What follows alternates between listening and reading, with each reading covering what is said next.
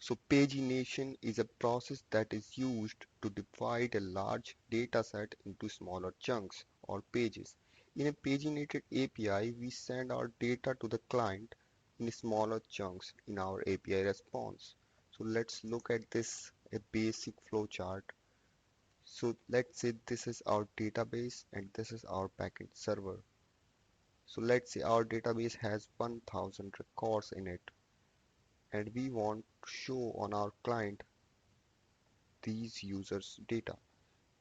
So let's say we need to show only 6 users records on one UI page.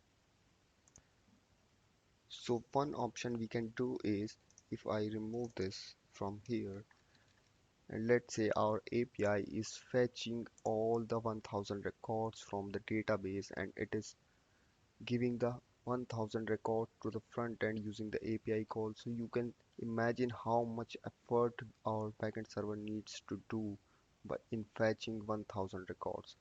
And because we are not using all 1000 records on one page of our UI, so we don't need other records, right?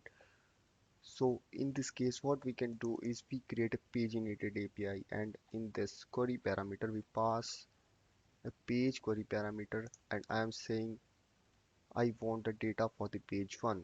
And let's say this API will send our server like, hey server, I want the data only for page 1.